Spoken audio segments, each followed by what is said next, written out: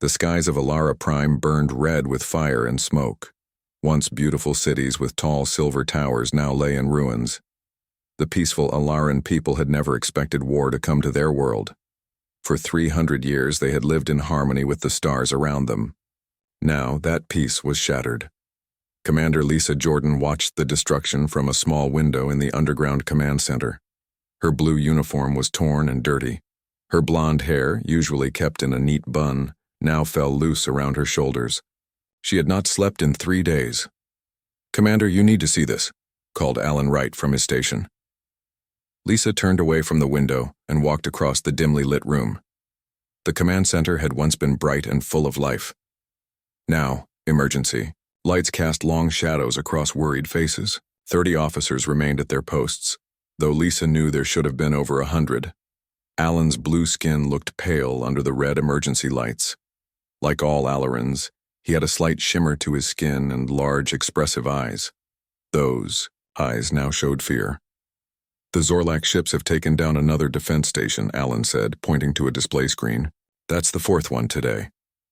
Lisa leaned forward to study the screen. The Zorlak Empire had appeared in their system just 10 days ago. In that time, they had destroyed half the Alaran fleet and now surrounded the planet. The invasion had been swift and brutal. "Where is Admiral Baker?" Lisa asked.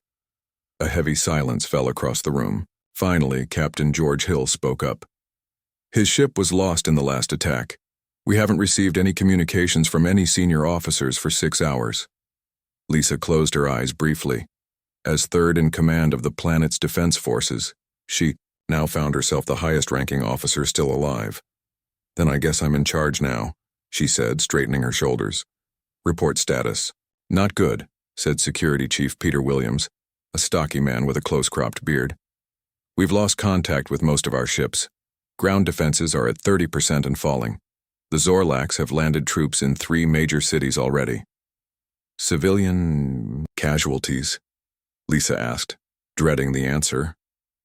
"In the millions," Peter replied quietly, "and rising." Lisa closed her eyes again just for a moment.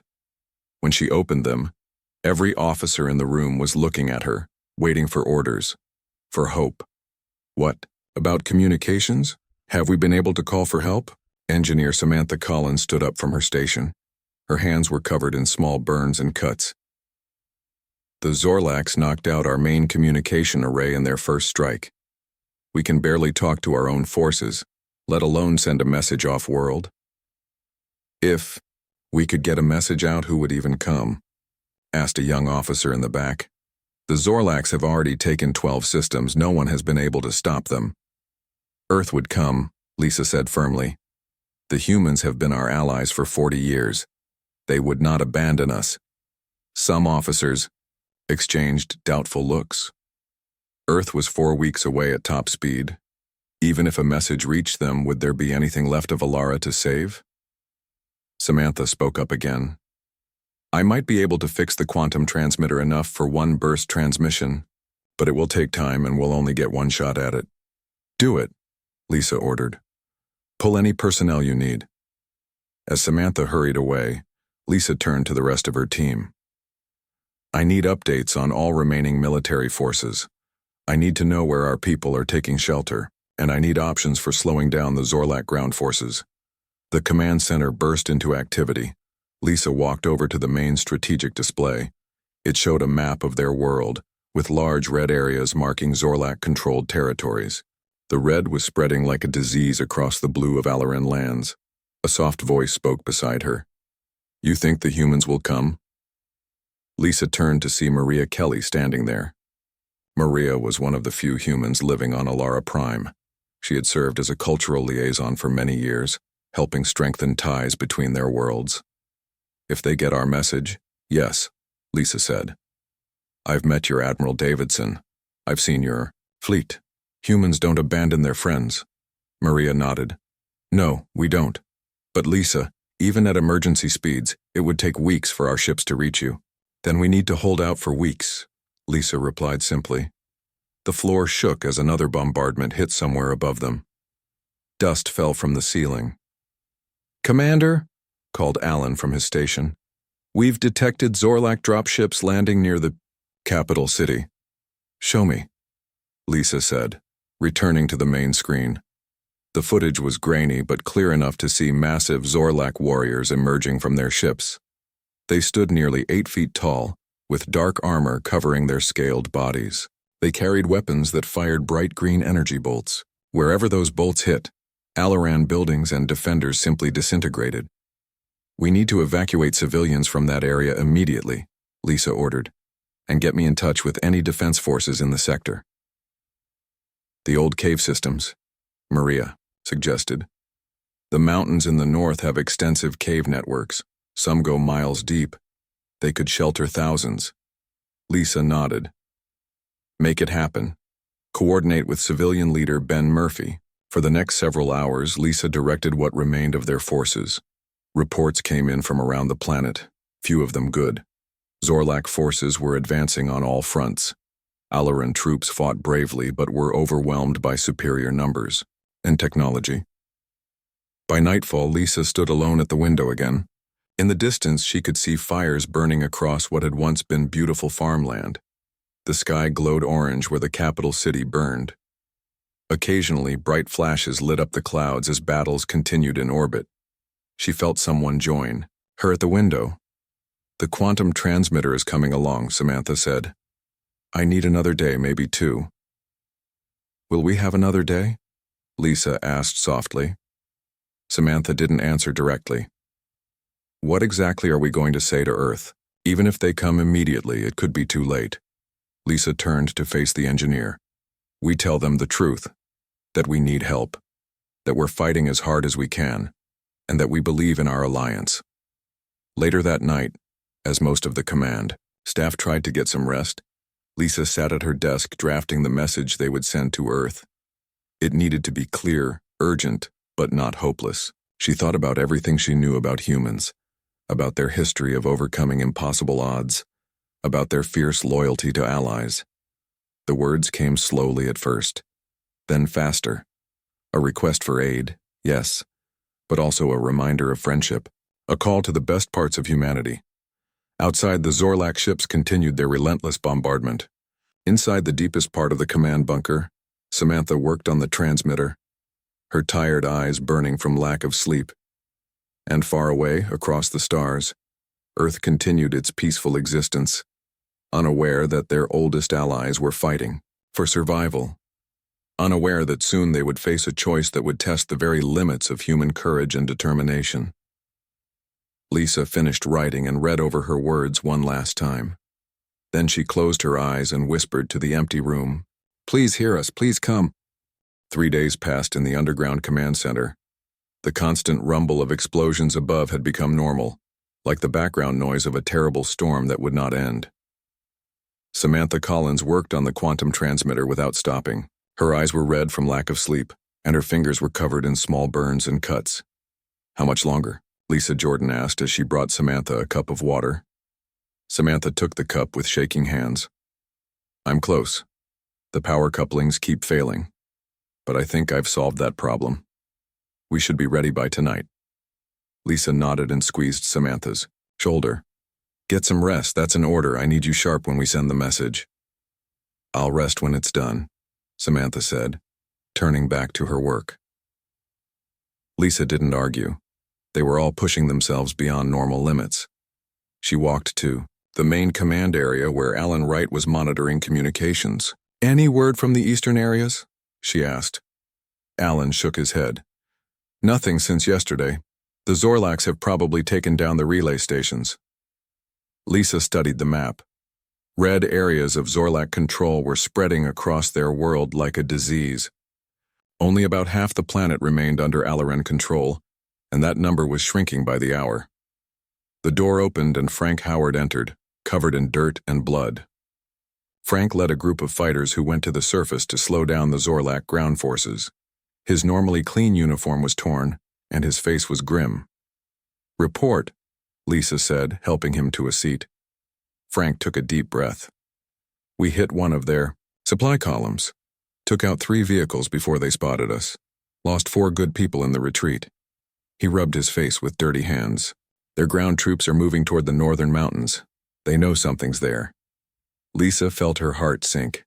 They had moved thousands of civilians to the cave systems in those mountains. If the Zorlax found them, we need to slow them down, she said. Buy more time. With what? Frank asked. We're down to small arms and a few explosives. They have those walking tank things. What do they call them? Sentinels, Peter Williams said as he joined them. 3 stories tall with energy shields and plasma cannons. We can't stop those with what we have. Lisa closed her eyes briefly. We don't need to stop them. We just need to delay them until we can get a message to Earth. And then what? Frank asked. Earth is weeks away. We'll be lucky to last days. Maria Kelly spoke up from her station. The humans will come up with something. They always do. Frank looked like he wanted to argue but stayed silent. They were all tired, scared, and running out of hope. A few hours later, Lisa sat with Ben Murphy, the civilian leader. Ben had aged years in just days. His once friendly face was now lined with worry and grief. The cave systems are filling up, he told Lisa. We've got nearly 30,000 people in there now. Food supplies will last maybe 2 weeks if we're careful. What about the southern continent? Lisa asked. Any word? Ben shook his head. Last report said the Zorlax were landing in force. We've lost contact with most major cities there.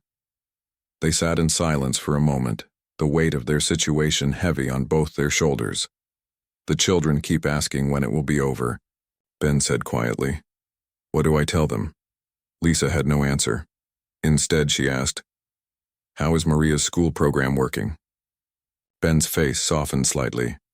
It's good. She's got classes running in 3 of the larger caverns, keeps the children busy, gives the parents a break. She tells them stories about Earth, about human history, stories about how humans never give up, never abandon their friends. We need to believe that too, Lisa said. An alarm suddenly blared throughout the command center. Lisa jumped up and ran to the main area. What's happening? Zorlax ships are changing orbit, Alan reported. They're positioning directly over us. I think they've found the command center. Lisa's mind raced.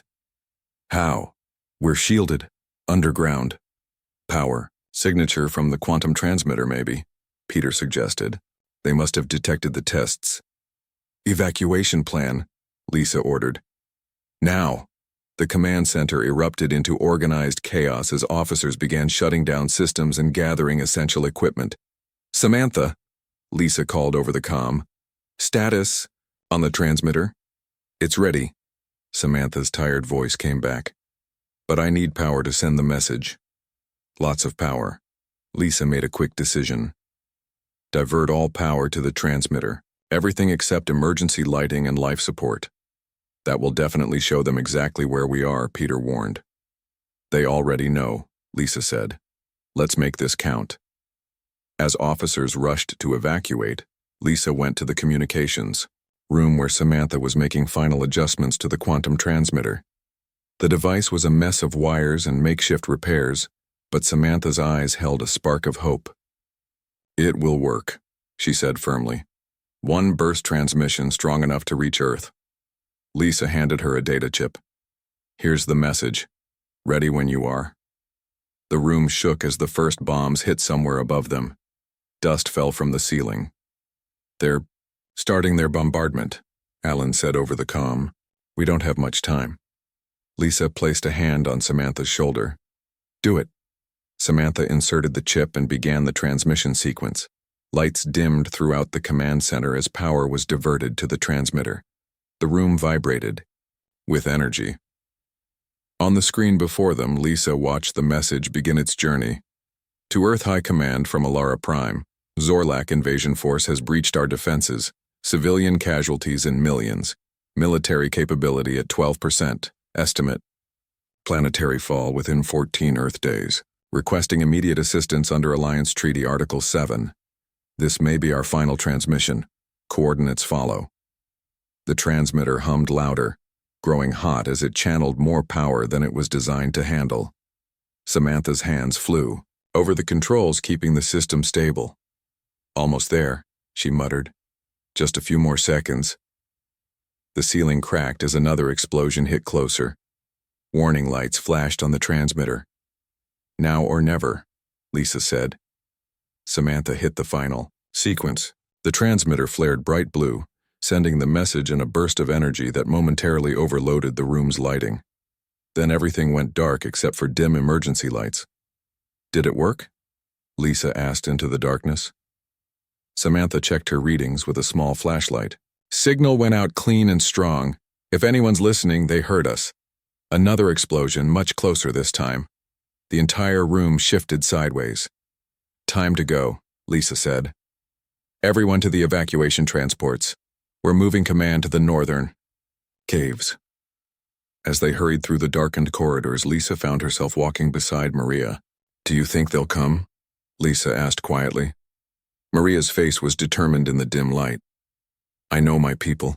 If they heard that message, wild horses couldn't keep them away. Wild horses? Lisa asked, confused.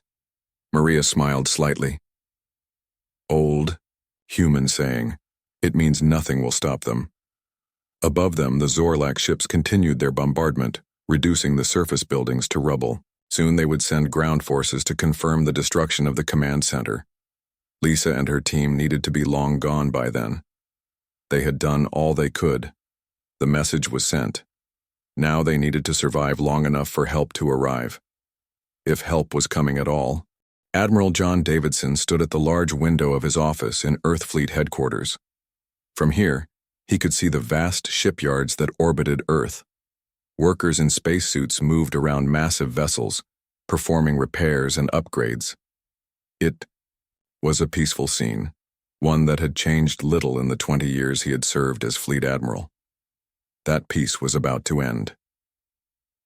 The door to his office slid open, and his aide, Lieutenant Kathy West, entered quickly.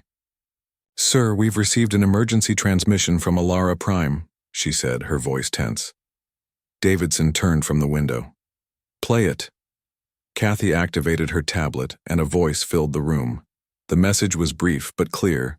The Alarans were under attack by the Zorlak Empire. Their defenses were failing. They had days, perhaps 2 weeks at most, before their planet fell. When the message ended, Davidson sat heavily in his chair. When did this come in? Just now, sir. The quantum relay station at the edge of our system picked it up. Davidson nodded, slowly. The Alarans were Earth's oldest alien allies. They had helped humans establish themselves among the stars when Earth first developed faster-than-light travel. They had shared technology, medicine, and friendship for over 40 years. Call. An emergency meeting of Fleet Command, he ordered. Everyone. Now. An hour later, Davidson sat at the head of a long table. Around him were the top military and civilian leaders of Earth's fleet. The situation is clear, Davidson said after playing the Alaran message. Our allies need us. We must respond. Defense Secretary Susan Miller frowned. The Zorlaks have already taken 12 systems. Their technology is beyond anything we've faced. Sending our fleet could leave Earth vulnerable. If we let the Zorlaks take Alara, we'll be next anyway, said Strategic Officer Daniel Clark. He pointed to a star map on the wall screen. Look at their expansion pattern. They've never bypassed a habitable world. How long would it take us to reach Alara Prime? Davidson asked. At maximum safe speed, 4 weeks, answered Fleet Navigator Julie Thompson, a young woman with short black hair. By then it could be too late. The room fell silent. 4 weeks. The Alarans had estimated they had 2 weeks at most before their planet fell. Julie cleared her throat.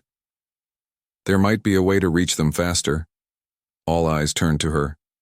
We've been testing a new FTL configuration, she continued. Theoretically, it could cut travel time by 60%. That would get us there in about 11 days. What's the catch? Davidson asked.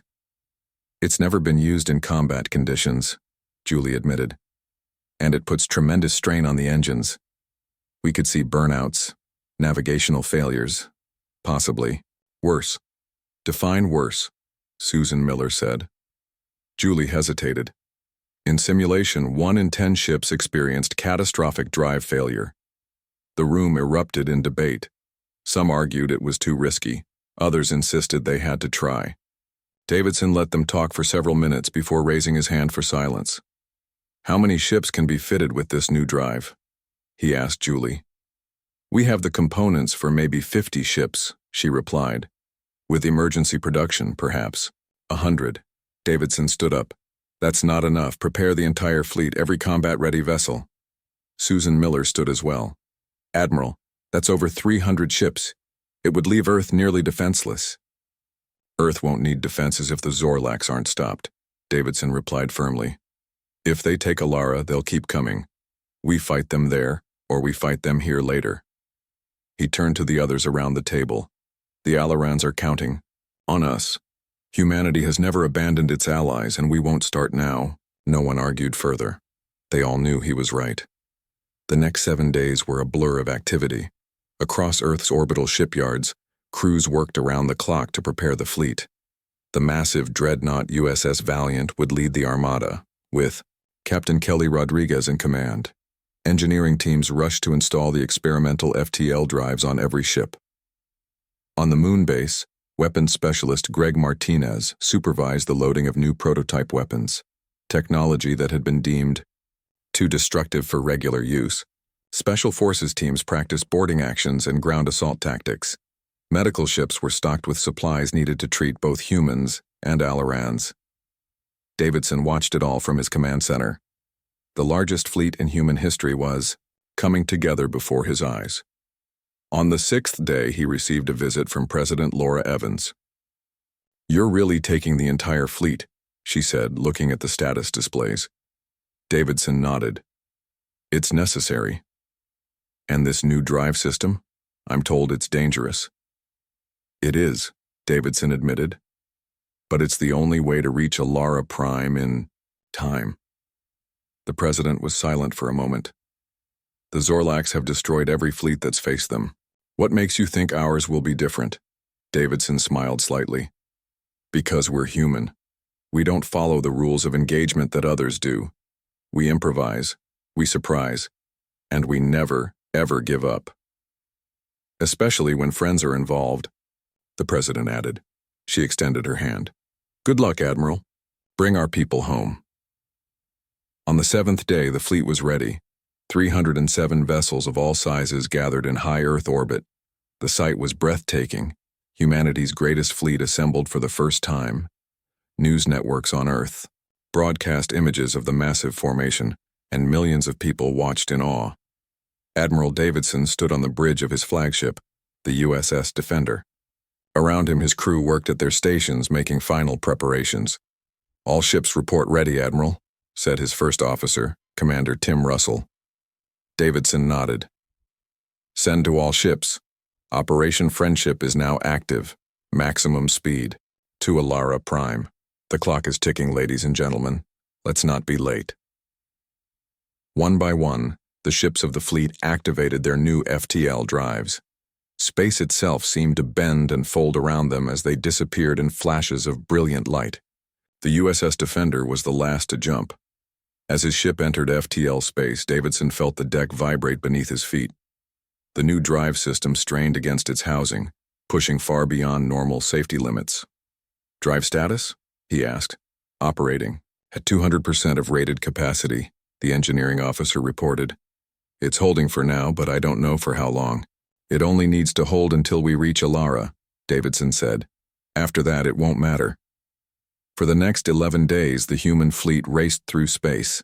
3 ships were lost to drive failures in the first 2 days. 5 more had to drop to slower speeds due to system damages. But the rest pushed on, their crews working tirelessly to keep the experimental drives functioning. On the 9th day, Davidson called a meeting of his ship captains via holographic conference. "We'll reach Alara Prime in approximately 48 hours, he told them. "Intelligence suggests we'll be facing a Zorlak fleet of unknown size. We have no idea what condition the planet will be in when we arrive." "What are your orders, Admiral?" asked Captain Rodriguez from the USS Valiant. "When we drop out of FTL, we hit them hard and fast," Davidson replied. "No warnings, no attempts at communication. The Zorlax started this war. We're going to finish Search for Earth? Someone asked. Davidson shook his head. For Alara. For our friends who believe we're not coming. He smiled grimly. Let's show them just how wrong they are. Across the fleet, crews made final preparations for battle. Weapons were charged. Fighters were fueled. Marines checked their equipment one last time. In his private quarters, Admiral Davidson recorded a message to be sent home if the worst happened. Then he put on his dress uniform and returned to the bridge. 30 minutes to arrival, Tim Russell reported. Davidson nodded and looked at the view screen showing the swirling energies of FTL space. Hold on, Alara, he whispered. Help is on the way. 13 days had passed since the Alarans sent their desperate message to Earth. In the deep caves beneath the northern mountains of Alara Prime, Lisa Jordan operated what remained of their command center. The space was cramped, with equipment, salvaged from their original base, crowded into a natural cavern. The rock walls were lit by emergency lights that cast long shadows. We lost contact with the eastern continent this morning, reported Alan Wright. His voice was hoarse from lack of sleep. The Zorlacs have control of all major cities there now. Lisa nodded, too tired to show emotion. She studied their map. Less than 30% of the planet remained free of Zorlac control. Their situation worsened by the hour. What about food supplies, she asked. Ben Murphy looked up from his tablet. Critical. We have maybe 5 days left at current rations. Medical supplies are even worse. Lisa moved to a small opening in the cave wall that provided a view of the night sky. Somewhere out there was Earth. Had they heard the message? Were they coming? Or had the transmission failed? They'll come, said Maria Kelly, joining Lisa at the opening. If they got our message, they'll come. Even if they did, they can't get here in time, Lisa replied quietly. The fastest human ships would take 4 weeks to reach us. Maria smiled faintly. You don't know humans very well if you think something like physics will stop them from helping friends.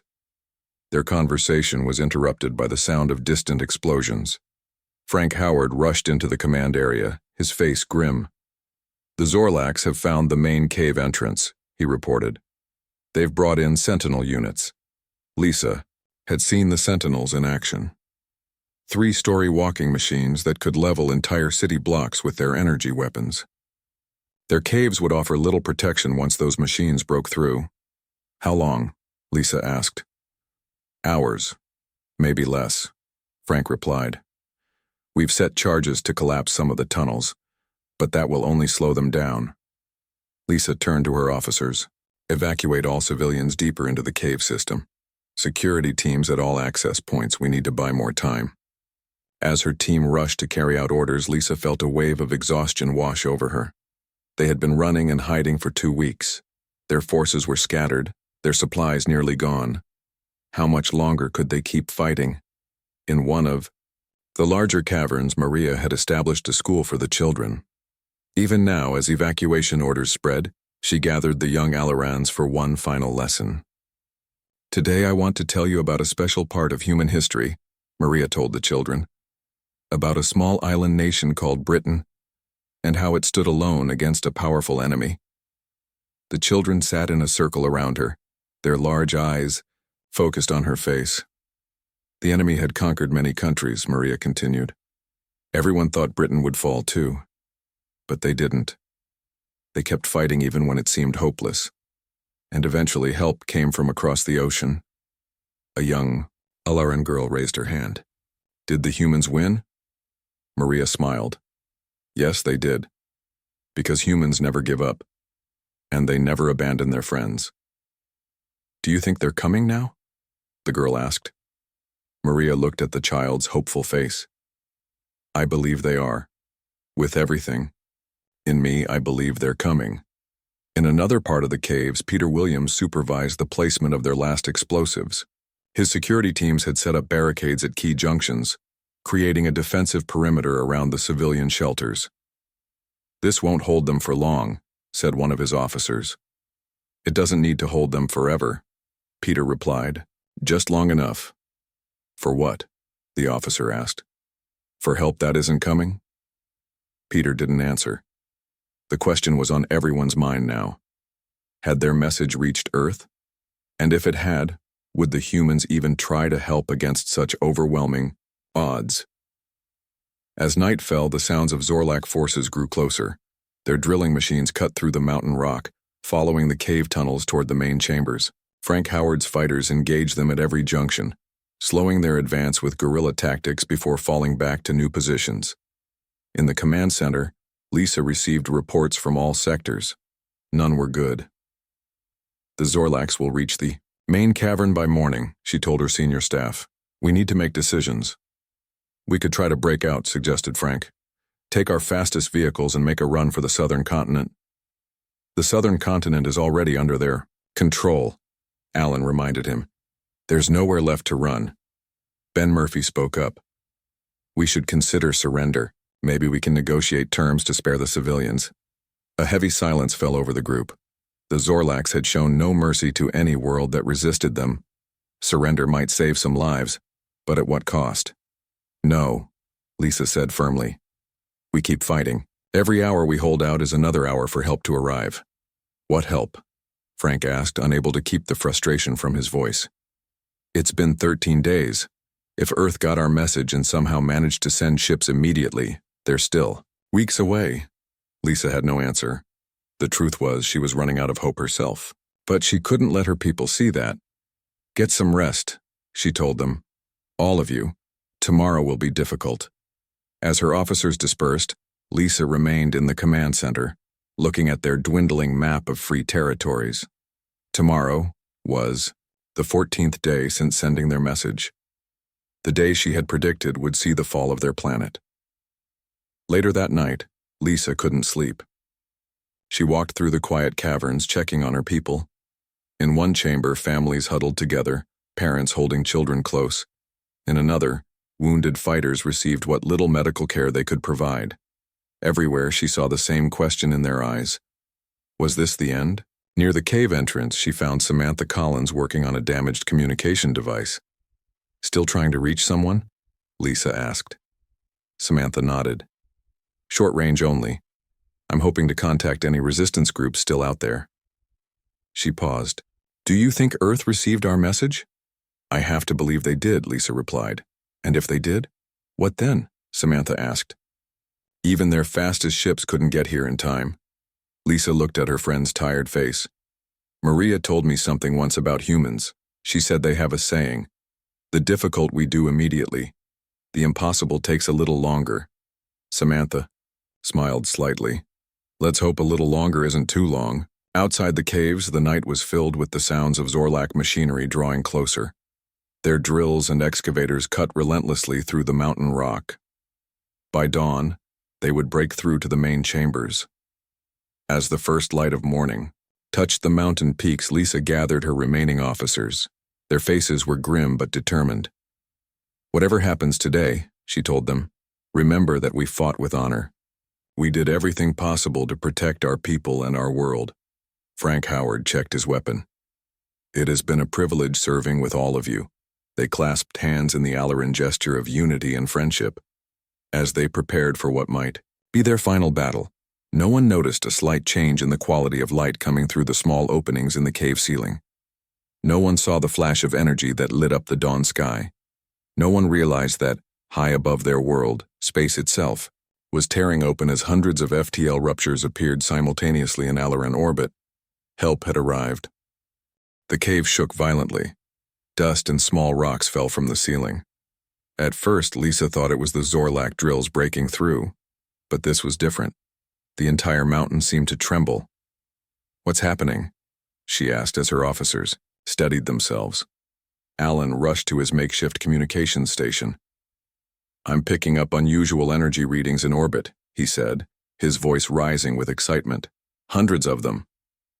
Before Lisa could respond, the emergency radio crackled to life. A voice came through, slightly distorted but unmistakably human. Alara Prime, this is Admiral John Davidson of Earth Fleet Command. Sorry we're late. Traffic was terrible.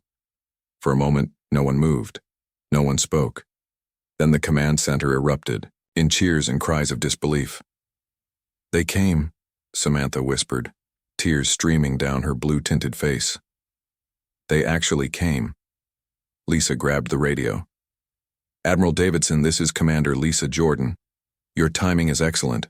We have Zorlak forces breaking through our defenses as we speak. Understood, Commander, Davidson replied. We're engaging the Zorlak fleet now. Hold tight. Help is on the way. In orbit above Alara Prime, space itself had transformed into a battlefield. The USS Valiant emerged first from FTL, followed by wave after wave of human warships.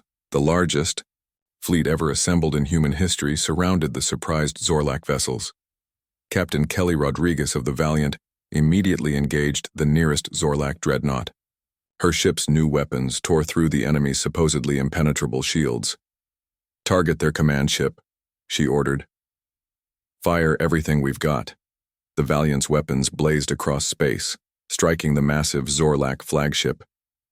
The enemy vessel shuddered under the impact, its shields failing. Across the battlefield, human ships deployed in a perfect encirclement pattern, trapping the Zorlak forces between them and the planet. Some Zorlak ships tried to jump to FTL, only to find their escape routes cut off by a secondary human fleet that had positioned itself behind them. On the bridge of the USS Defender, Admiral Davidson watched the battle unfold. Status report, he called. The Zorlaks are in disarray, his tactical officer reported. They didn't expect us. We've already disabled 4 of their capital ships. What about their ground forces? Davidson asked. Sensors show heavy concentrations around the northern mountains, replied the officer.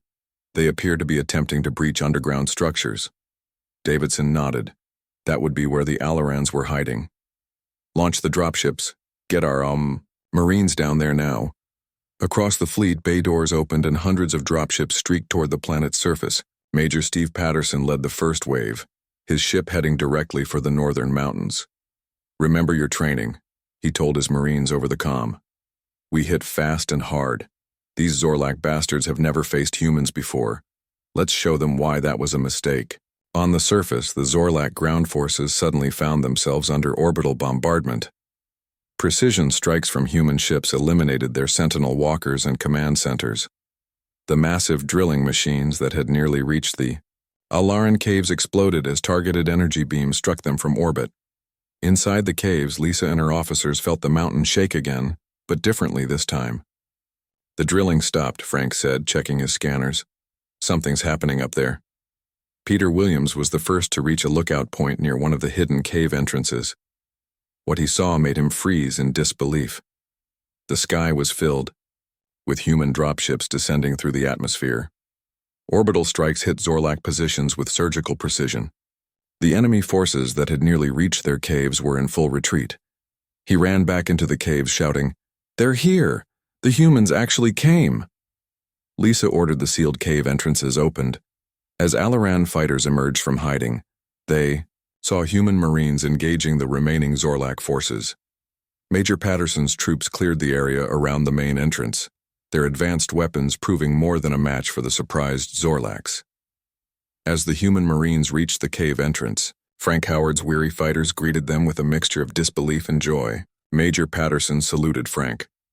"Earth stands with Alara," he said simply. "Always." In orbit, the battle was already ending.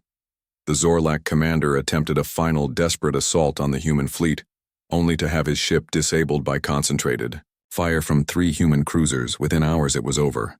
The Zorlak invasion force, the terror of 12 star systems, had been decisively defeated. As night fell on Alara Prime, human shuttles landed near the caves, bringing medical teams, supplies, and equipment. Engineers set up power generators to replace those damaged in the fighting. Medical ships descended from orbit, ready to treat the wounded from both sides. Admiral Davidson landed personally to meet with Lisa Jordan and the Alaran leadership. As they walked among the ruins of what had once been a beautiful landscape, Davidson explained how they had arrived in time. The new FTL technology worked better than expected, he said. We pushed the engines beyond safety limits. Burned out, most of them getting here. It'll take months to repair the fleet. Lisa looked at him in shock. You disabled your fleet to save us? Davidson smiled. That's what allies do. Besides, humanity has a saying. Better to arrive late than never arrive. At all. Though we prefer to be punctual when friends are in need. But what about Earth? Lisa asked. You left it undefended. Earth will be fine, Davidson replied. The Zorlax won't be threatening anyone for quite some time. As word spread across the planet that the humans had come and the Zorlax had been defeated, Alarans emerged from hiding places all over the world. They looked up at the sky with hope for the first time in weeks. In one of the larger caves, Maria Kelly was helping distribute food supplies when a young Alaran girl approached her. You were right, the girl said. The humans came, just like in your story.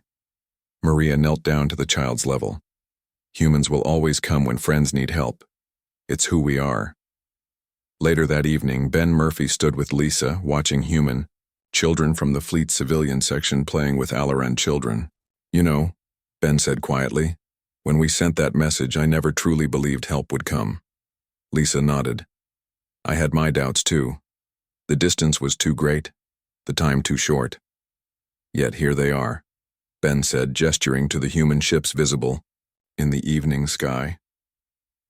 They did the impossible.